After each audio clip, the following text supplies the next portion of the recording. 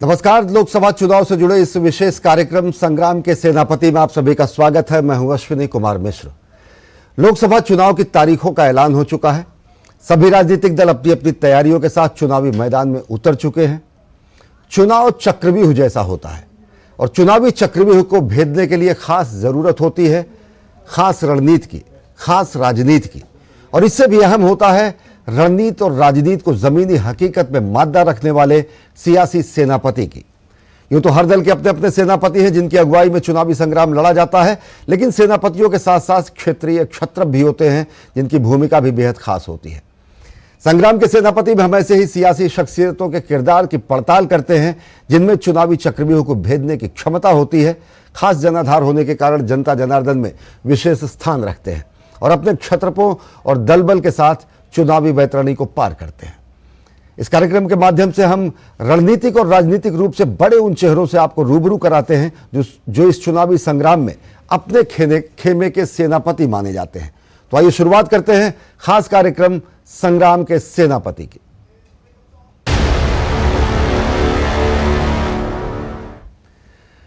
रेतीली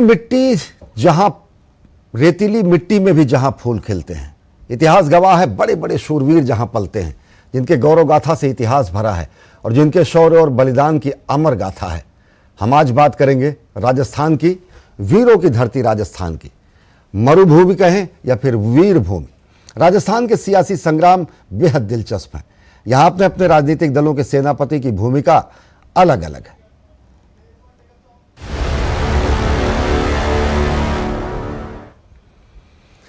पिछले साल के अंत में हुए राजस्थान में विधानसभा चुनाव में सत्ता गंवाने वाली कांग्रेस का 10 साल से लोकसभा चुनाव में यहां खाता नहीं खुल पाया है। 2014 में जब प्रधानमंत्री नरेंद्र मोदी की दावेदारी में बीजेपी पहली बार मैदान में उतरी थी तो राजस्थान ने भगवा पार्टी को जोरदार समर्थन दिया था। 25 में से 24 सीटें भाजपा की झोली में आई थी। 2019 के चुनाव में बीजेपी को 24 सीटें हासिल हुई। कांग्रेस का खाता भी नहीं खुला। हनुमान बेनीवाल की नवगठित पार्टी राष्ट्रीय लोकतांत्रिक पार्टी आरएलपी चुनाव में खाता खोलने में कामयाब रही। नागौर सीट पर इसने कब्जा भी किया। राज्य में 12 सीटों पर 19 अप्रैल को मतदान कराया जाएगा, 13 सीटों पर 26 अप्रैल को मतदान कराया जाएगा। आइए आपको दिखाते हैं कौन है यहां भाजपा के संग्राम के सेनापति। लोकसभा चुनाव के ऐलान के साथ ही राजस्थान में बीजेपी और कांग्रेस ने कमर कस ली है। 2014 के लोकसभा चुनाव में कुल 25 सीटों पर बीजेपी को जीत मिली थी। 2019 के लोकसभा चुनाव में भाजपा ने एक बार फिर अपने प्रदर्शन को दोहराया। इस चुनाव में भाजपा ने 24 सीटें जीती। एक सीट पर हनुमान बेनीवाल की पार्टी राष्ट्रीय लोकतांत्रिक दल को जीत मिली थी। उस वक्त बेनीवाल एनडीए का ही हिस्सा थे, हालांकि इस बार वे इंडी गठबंधन का हिस्सा हैं। वहीं बीते विधानसभा चुनावों में भी बीजेपी ने शानदार प्रदर्शन के साथ कांग्रेस को बेदखल कर सत्ता में वापसी की है। ऐसे में बढ़ते जनाधार के साथ भारतीय जनता पार्टी लोगों का विश्वास जीतने में कामयाब रही है। भाजपा के लिए वीरों की भूमि के इस रण में सेनापति की भूमिका में हैं स्वयं राजस्थान के मुख्यमंत्री भजनलाल शर्मा। आइए एक नजर भाजपा के इस सेनापति के सियासी सफर पर। राजस्थान के मुख्यमंत्री भजनलाल शर्मा सांगानेर सीट से चुनाव जीतकर पहली बार विधायक बने हैं। भजनलाल शर्मा 10 साल से भाजपा प्रदेश महामंत्री हैं। इससे पहले ये मंडल अध्यक्ष भी रह चुके हैं। भजनलाल शर्मा एबीवीपी के 1990 में हुए कश्मीर मार्च में भी सक्रिय रहे। करीब 100 कार्यकर्ताओं के साथ उन्होंने उधमपुर तक मार्च किया और फिर गिरफ्तारी भी दी। 1991 और 92 में भजनलाल शर्मा को भारतीय जनता युवा मोर्चा की जिम्मेदारी मिली। भारतीय जनता युवा मोर्चा मंडल अध्यक्ष नदबाई, जिला मंत्री भाजयुमो, जिला उपाध्यक्ष भाजयुमो, जिला महामंत्री भाजयुमो, जिला अध्यक्ष भाजयुमो, भरतपुर जिला अध्यक्ष, भरतपुर प्रदेश उपाध्यक्ष भाजपा, प्रदेश महामंत्री भाजपा जैसे कई अहम पदों पर काम करते हुए भजनलाल शर्मा लगातार पार्टी का जनाधार बढ़ाने में लगे हुए हैं। राजस्थान विधानसभा चुनाव में प्रचंड जीत के बाद बतौर मुख्यमंत्री भजनलाल के कंधों पर डबल इंजन सरकार के जरिए राजस्थान को विकास के पथ पर आगे बढ़ाने के साथ ही लोकसभा चुनाव में पार्टी के पिछले 10 साल के प्रदर्शन को बनाए रखने की भी जिम्मेदारी है। राजस्थान की राजनीति की चर्चा भारतीय जनता पार्टी की वरिष्ठ नेता वसुंधरा राजे के बिना अधूरी है। वसुंधरा राजे राजस्थान में कद्दावर नेता हैं, जिनके पीछे एक बड़ा जन समर्थन और जनाधार है। मुंबई में जन्मी वसुंधरा राजे ग्वालियर शाही घराने से ताल्लुक रखती हैं। परिवार में राजनीतिक गतिविधियों का असर वसुंधरा राजे पर भी पड़ा। भाई माधवराव सिंधिया मध्य प्रदेश के दिग्गज कांग्रेसी नेता रहे और बहन यशोधरा राजे सिंधिया भाजपा नेता हैं। भाई माधवराव सिंधिया के बेटे ज्योतिरादित्य सिंधिया कभी कांग्रेस में थे, लेकिन अब अपनी बुआ की पार्टी यानी भाजपा में ही हैं। आइए एक नजर भाजपा के लिए राजस्थान में सेनापति की भूमिका निभाती वसुंधरा राजे के अब तक के सियासी सफर पर डालते हैं। वसुंधरा राजे के सियासी सफर की शुरुआत 1984 से हुई। उन्हें भाजपा की राष्ट्रीय कार्यकारिणी में शामिल किया गया। इसके अगले साल ही उन्हें भाजपा युवा मोर्चा के उपाध्यक्ष पद की कमान सौंपी गई। राजस्थान प्रदेश भाजपा का उपाध्यक्ष बनने के बाद उन्होंने कभी भी पीछे मुड़कर नहीं देखा। 1991 के लोकसभा चुनाव में झालावाड़ सीट से संसद तक का सफर तय किया। 1998 से 1999 में केंद्रीय मंत्रिमंडल में जगह मिली। अटल सरकार में विदेश राज्य मंत्री बनाया गया। प्रदेश के दिग्गज नेता भैरों सिंह शेखावत के उपराष्ट्रपति बनने के बाद वसुंधरा को राजस्थान भाजपा का प्रदेश अध्यक्ष घोषित किया गया। 2003 में उन्होंने पहली बार प्रदेश के मुख्यमंत्री पद की कमान संभाली। राजस्थान की पहली महिला मुख्यमंत्री बनने का रिकॉर्ड बनाया। 2013 में उन्होंने फिर सीएम पद की कमान संभाली। राजस्थान की राजनीति में अहम दखल रखने वाली भाजपा की वरिष्ठ नेता वसुंधरा राजे राज्य में भाजपा के लिए सेनापति की भूमिका निभाती आई हैं। ऐसे में इस लोकसभा चुनाव के लिए भी एक बार फिर भाजपा के किले पर विजय पताका फहराने में उनकी भूमिका महत्वपूर्ण रहेगी। Bureau report, DD news. तो राजस्थान के सियासी संग्राम में भाजपा के मुख्य सेनापतियों में भजनलाल शर्मा मुख्यमंत्री और साथ ही साथ वसुंधरा राजे पूर्व मुख्यमंत्री, भाजपा की बड़ी कद्दावर नेता। हमारे साथ खास मेहमान जुड़े हैं राजस्थान मामलों के करीबी नज़र रखने के लिए अर्चना शर्मा, जो कि जयपुर से हमारे साथ जुड़ी हुई हैं। अर्चना जी, किस रूप में आप देखते हैं उत्साह है भाजपा में, क्योंकि सरकार बनाने का, इससे पहले कांग्रेस की सरकार को अपदस्थ करने का, लोकसभा चुनाव में अब विधानसभा चुनाव की जीत का वो जज्बा तो है ही, किस रूप में देखते हैं लगातार अपने प्रदर्शन को बरकरार रखने का? क्योंकि 2014-2019 कहीं भी कांग्रेस खाता खोलने में कामयाब नहीं रही है। उत्साहित करने वाले आंकड़े हैं, लेकिन सचेत कहाँ रहने की जरूरत है भाजपा के लिए? सही कहा आपने। पार्टी ऑफिस में जाएं तो एक अलग ही उत्साह से भरे चेहरे और जिस तरह से वहां पर काम हो रहा है, एकदम ऐसा लगता है कि नहीं, सब लोग एक गोल को लेकर, एक मिशन को लेकर काम कर रहे हैं। मिशन 25 से नीचे कुछ भी नहीं चाहिए। वहां के कार्यकर्ता बिल्कुल कहते हुए आप उनको सुन सकते हैं और कहते हैं कि हम लोग तो एक बहुत बड़ा स्वप्न देख रहे हैं, दिव्य स्वप्न है। 2047 तक हमको भारत को एक डेवलप्ड नेशन बनाना है। तो बोलते हैं उसमें बीच में ये कड़ी है कि हमें मिशन 25 400 पार, हमको ये मोदी जी का जो स्लोगन है उसको हमको ये ग्राउंड पे इम्प्लीमेंट करना है। और इस कड़ी में देखें तो मेहनत भी सब कर रहे हैं। जो हम देख रहे हैं एक के बाद एक दौरे, आज ही प्रधानमंत्री जी का जो करौली में जो अगर हमने आज सबने सुना ही है, जो वो बोलकर गए हैं जिस तरह से, और कल फिर उनका बाड़मेर में है एक और उनकी रैली है, उसके बाद में दौसा में उनका रोड शो है।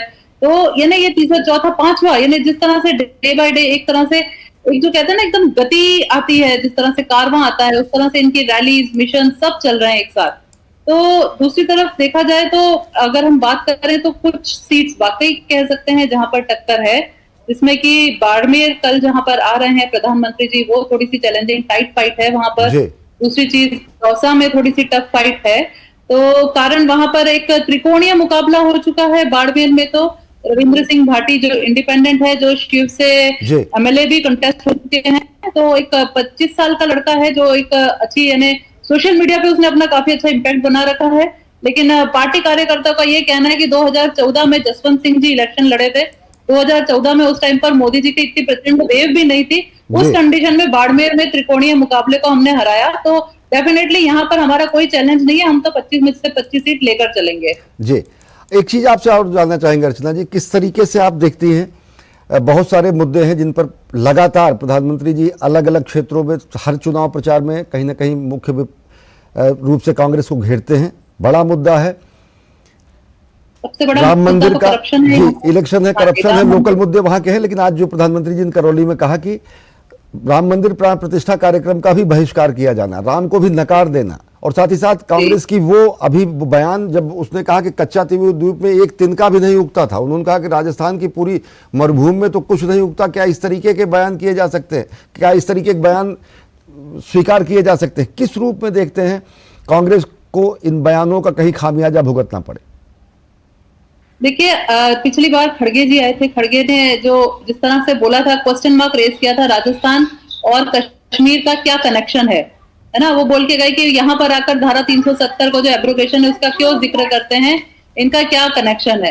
तो अब इसमें यानी आज जिस तरह से मोदी जी ने उनको रिप्लाई दिया कि भाई अगर आपको ये जानना ही है तो आप जाइए यहाँ के जो शहीद हैं उनके घरों में जाकर देखिए, वहां की मिट्टी आपको इस चीज का जवाब देगी। तो यानी जहां पर कांग्रेस, मुझे लगता है थोड़ा सा ना उनको अपनी रणनीति में थोड़ा चेंज करना चाहिए। आप जो बोल रहे हैं रिसर्च करके बोलिए, क्योंकि जो एक एक्शन है उसका रिएक्शन, क्योंकि यहाँ पे बीजेपी के कार्यकर्ता भी खुद बोलते हैं कि जब हम लोग इलेक्शन लड़ने जाते हैं तो बोले हम वो इलेक्शन नहीं, हम ऐसे जाते हैं जैसे हम जंग लड़ने जा रहे हैं, तो हम दुश्मन को उसमें कहीं का भी वो नहीं देना चाहते हैं कि चांस कि कहीं पर दुश्मन लचर होकर हमारे ऊपर अटैक करे, लेकिन हमको सजग रहना है, हमको अटैकिंग मोड पे रहना है। तो अगर कांग्रेस इस तरह के बयानबाजी करती है तो जिस तरह से उसके बाद मोदी जी के जो रिप्लाई आता है तो they have to be very cautious. उनको मुझे लगता है बहुत अलर्ट रहना चाहिए, क्योंकि ये ऐसी चीजें हैं जिसका डैमेज कंट्रोल इस इलेक्शन में नहीं हो पाएगा। और चूंकि ऑलरेडी पिछले 10 साल से शून्य पे रहे हैं कांग्रेस, और इस साल उनका जो मेन जो एम है उनका यानी सीट जीतना नहीं है, 25 नहीं, उनका यह है कि हमको अपना खाता खोलना है। तो यानी वो तो इतना ये वाले लक्ष्य लेकर चल रहे हैं, लेकिन उसको लक्ष्य को भी अगर अर्जित करना है तो सोच समझ कर कहीं ना कहीं बयान देने पड़ेंगे, क्योंकि छोटे छोटे बयान भी जनता जनार्दन के मन में उस समय जरूर आते हैं जब वो ईवीएम पर वोट देने जाते हैं। बने रहिए हमारे साथ अर्चना जी, वक्त हो चला बेहद छोटे से ब्रेक का, देखते रहिए संग्राम के सेनापति। हमारी पीढ़ी को तो वोट के बदले में धोखे ही मिले थे, और हमारी पीढ़ी को बस गरीबी हटाओ के नारे। पानी ढोती थी, इज्जत दांव पर लगाकर अंधेरे में शौच को जाती थी, धुएं में आंखें जलाती थी, और फिर हमें मिले मोदी जी कामदार। हमारा दर्द महसूस किया है मोदी जी ने, तभी तो झट से भेज दिए बिजली, पानी, गैस, शौचालय। अब घर में बीमारियां कम हो गई है ना अम्मा? हाँ, दवा का खर्चा घटा है और ढेर सारा समय बचा है। हमारे जैसे करोड़ों निकले हैं गरीबी से बाहर। पर मम्मी भाभी, मोदी जी कहते हैं कि ये तो बस ट्रेलर है, आगे पूरे भारत से गरीबी हटाने की गारंटी है मोदी जी की। और मोदी को जिताना हमारी गारंटी है। कमल का बटन दबाएं, भाजपा को जिताएं। ब्रेक के बाद आप सभी का स्वागत है। स्वागत है आपका संग्राम के सेनापति में। हम आज बात कर रहे हैं राजस्थान की रणभूमि की। लोकसभा चुनाव के लिहाज से राजस्थान में कांग्रेस को कुछ खोने का डर नहीं है, बल्कि संतोषजनक या फिर सम्मानजनक स्थिति हासिल करने की चुनौती है, खाता खोलने की भी चुनौती है। कांग्रेस के लिए राजस्थान का चुनाव दो मोर्चे पर लड़ा जाता है। एक मोर्चे में कांग्रेस के सामने बीजेपी की चुनौती होती है, तो वहीं दूसरे मोर्चे पर कांग्रेस को अपनी अंदरूनी कलह भी संभालनी होती है। पूर्व मुख्यमंत्री अशोक गहलोत और कांग्रेस के तेज तर्रार नेता सचिन पायलट की केमिस्ट्री सारे जीत के कांग्रेस के फार्मूलों को अक्सर उलटफेर कर देती है।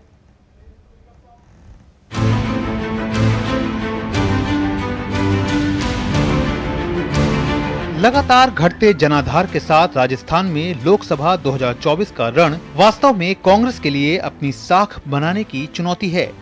बीते दशक में लोकसभा चुनावों में बेहद निराशाजनक प्रदर्शन के बाद विधानसभा चुनाव में गिरे जनाधार के बीच कांग्रेस अंदरूनी कलह से अभी उबर नहीं पाई है।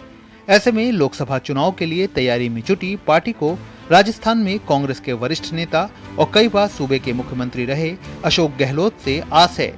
आइए एक नजर डालते हैं राजस्थान में सेनापति की भूमिका निभाते अशोक गहलोत की अब तक की राजनीतिक पारी पर। वर्ष 1980 में वह पहली बार जोधपुर संसदीय क्षेत्र से निर्वाचित हुए। जोधपुर संसदीय क्षेत्र का 8वीं, 10वीं, 11वीं और 12वीं लोकसभा में भी प्रतिनिधित्व किया। 1998 में गहलोत पहली बार राजस्थान के मुख्यमंत्री बने। राजस्थान विधानसभा के लिए 2008 में सरदारपुरा विधानसभा क्षेत्र से फिर निर्वाचित हुए, दूसरी बार मुख्यमंत्री बने। 15वीं राजस्थान विधानसभा में एक बार फिर सरदारपुरा से ही निर्वाचित हो तीसरी बार सीएम बने। 16वीं विधानसभा के लिए गहलोत एक बार फिर सरदारपुरा सीट से ही निर्वाचित हुए 1985 से 1989 और 1994 से 1999 में राजस्थान प्रदेश कांग्रेस कमेटी के अध्यक्ष भी रह चुके हैं। अशोक गहलोत कांग्रेस पार्टी के महासचिव भी रह चुके हैं। अशोक गहलोत केंद्रीय मंत्रिमंडल में भी मंत्री के रूप में काम कर चुके हैं। राजस्थान में कांग्रेस की गिरती साख और जनाधार के बीच पार्टी को अपने युवा नेता सचिन पायलट से खासी उम्मीद है। इस लोकसभा चुनाव में शेखावटी और पूर्वी राजस्थान की सभी सीटों पर सचिन पायलट की भूमिका को बेहद अहम माना जा रहा है। ऐसे में अपने गढ़ को बचाने की कवायद में जुटी कांग्रेस के लिए सचिन पायलट की भूमिका सेनापति की है। आइए एक नजर सचिन पायलट के अब तक के सियासी सफर पर डालते हैं। सचिन पायलट दिवंगत कांग्रेस नेता तथा पूर्व केंद्रीय मंत्री राजेश पायलट के पुत्र हैं। 15वीं लोकसभा के मंत्रिमंडल में संचार एवं सूचना प्रौद्योगिकी मंत्री रहे। सचिन पायलट राजस्थान के टोंक विधानसभा क्षेत्र से विधायक हैं। सचिन पायलट राजस्थान प्रदेश कांग्रेस कमेटी के अध्यक्ष भी रह चुके हैं। सचिन पायलट एक बार दौसा तथा एक बार अजमेर से सांसद भी रह चुके हैं। 2004 लोकसभा चुनावों में महज 26 साल की उम्र में भारत के सबसे युवा सांसद के तौर पर दौसा से वह चुने गए थे।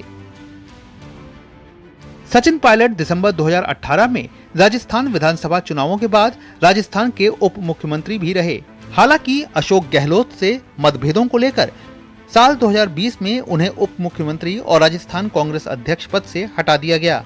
ऐसे में आपसी मतभेदों और भाजपा के शानदार प्रदर्शन के बीच ये दोनों सेनापति क्या इस लोकसभा चुनाव में कांग्रेस के लिए कुछ करिश्मा कर पाएंगे, ये आने वाला समय ही बताएगा। Bureau report, DD news. और हम बात कर रहे हैं कांग्रेस के संग्राम के सेनापतियों की। अर्चना शर्मा वरिष्ठ पत्रकार जयपुर हमारे साथ जुड़ी हुई हैं। अर्चना जी, आपसे जानना चाहेंगे किस रूप में देखती हैं जो अंदरूनी कलह है। एक जगजाहिर शब्द होता है, जगजाहिर क्या, दोनों नेताओं के आपसी संबंध आलाकमान ही नहीं पूरा देश जानता है कि किस तरीके से खुद मुख्यमंत्री रहते हुए सचिन पायलट ने अपने मुख्यमंत्री के खिलाफ ही धरना और मार्च आयोजित कर दिया था। कहीं ना कहीं उसका परिणाम भी दिखा विधानसभा चुनाव में। किन किन मोर्चे पर कांग्रेस वहां पर लड़ रही, अगर देखें तो बांसवाड़ा डूंगरपुर लोकसभा सीट पर जो नाटकीय घटनाक्रम भी इससे पहले हुए हैं, कितनी चुनौती है, क्या है जमीनी स्थिति? जमीनी स्थिति कांग्रेस कार्यकर्ताओं से बात करें तो वो खुद ही अपने भविष्य को लेकर काफी चिंतित नजर आते हैं। कारण है कि ये जो बीच में जिनका सामंजस्य नहीं है, उनका कहना है कि दिल्ली टीम और लोकल लीडर्स का सामंजस्य नहीं है। काफी कांग्रेस कार्यकर्ताओं ने जो सीनियर लेवल के हैं, जो मिनिस्टर्स रह चुके हैं, उन्होंने बीजेपी यहाँ पर ऑलरेडी ज्वाइन कर ली है। दिग्गज कद्दावर नेता जैसे लालचंद कटारिया, राजेंद्र यादव जो स्टेट गवर्नमेंट में मिनिस्टर रह चुके हैं, उन्होंने कांग्रेस ज्वाइन कर ली, बीजेपी ज्वाइन कर ली है, जो कांग्रेस से गए हैं। तो ये सारी चीजों का इनके कांग्रेस के मोटिवेशन पे काफी असर पड़ रहा है। इनफैक्ट जिस तरह से आज ईद का जिक्र है तो मैं थोड़ा सा करना भी चाहूंगी कि कुछ पत्रकार, कुछ कांग्रेस लीडर्स बीच में बात भी कर रहे थे सैक्रिफिशियल गोट। तो बोल रहे थे अशोक गहलोत जी ने तो अपने बेटे को सैक्रिफिशियल गोट बना दिया, लेकिन पायलट का क्या है? पायलट ने इलेक्शन क्यों नहीं लड़ा? वो तो अपने बेटे को लड़वा रहे हैं, उनको भी लड़ना चाहिए था कि मोटिवेशन मिलता जिससे कि पार्टी लीडर्स को। तो ये इन चीजों से ये पता चलता है कि पार्टी में जो ये अंदरूनी फूट है ये अभी भी चल रही है, कहीं खत्म नहीं हुई है। बस संक्षेप में पेपर लीक के मामले पर बीजेपी बड़ी आक्रामक रही। एसआईटी का भी गठन किया जा चुका है सरकार गठन के बाद भी। अभी भी लगातार इन सब मामलों पर भ्रष्टाचार खिलाफ कार्रवाई की बात की जाती है। किस तरीके से रणनीतिक और राजनीतिक प्रभाव इन क्षेत्रीय मुद्दों का पड़ता दिख रहा? बिल्कुल, आज भी मोदी जी ने जिक्र करके गए। वो बोले थे पिछली बार जब असेंबली इलेक्शन के टाइम पर कैंपेनिंग के लिए जब वो आए थे तो उन्होंने कहा था कि ऐसा है कि जो जिस तरह से यहाँ पर पेपर लीक की फैक्ट्री खुल चुकी है, हमारी सरकार बनेगी तो इसके अगेंस्ट जो भी होंगे उनके अगेंस्ट एक्शन लिया जाएगा।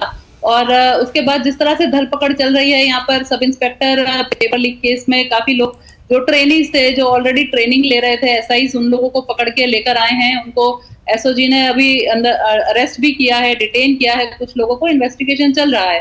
तो आज मोदी जी इस चीज को बोल के भी गए कि यहाँ पर कांग्रेस सरकार के उसमें पेपर लीक माफिया ने अपनी फैक्ट्री खोल ली थी और हमने प्रॉमिस किया था, हमने गारंटी दी थी कि देश के नौजवानों के हित में हम लोग फैसला लेंगे और जो करप्ट लोग हैं उसके अगेंस्ट हम एक्शन लेंगे, और हमने वो गारंटी फुलफिल की है। तो डेफिनेटली उस चीज में काफी अच्छा काम हो रहा है जिस तरह से। और पब्लिक जी। में काफी पॉजिटिविटी आई है जिस तरह से जो धरपकड़ चल रही है उसको देखते हुए। जी, बहुत बहुत धन्यवाद अर्चना जी हमसे जुड़ने के लिए और राजस्थान की जमीनी हकीकत से रूबरू कराने के लिए।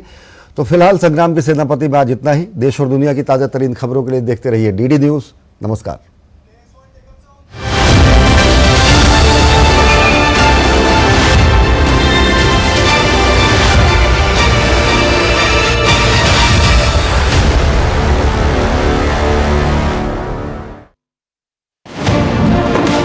दुनिया की बिसात शहमात का खेल, वैश्विक कूटनीति, सियासी तालमेल, उभरती नई विश्व व्यवस्था, पर्यावरण, अर्थव्यवस्था, ग्लोबल वार्मिंग ही नहीं ग्लोबल वार्निंग भी,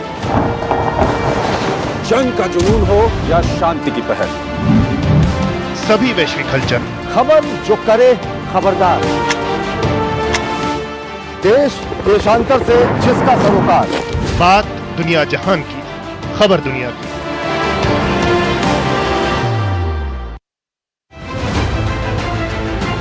दुनिया की सबसे तेज रफ्तार और 5वीं सबसे बड़ी अर्थव्यवस्था, विश्व स्तर के बुनियादी ढांचे, भारत की फिनटेक क्रांति की कहानी मेक इन इंडिया और स्टार्टअप इंडिया की सफलता की, आर्थिक जगत की सुर्खियां, आम आदमी के लिए क्या है मायने, शेयर बाजार और दूसरे फाइनेंशियल मार्केट्स के तमाम अपडेट्स, कारोबार जगत की बड़ी खबरों का सटीक और सरल विश्लेषण। देखिए इकोनॉमी टुडे सोमवार से शुक्रवार सुबह 9:30 बजे सिर्फ डीडी न्यूज पर। सब लोग की लालन की जात जमशरे।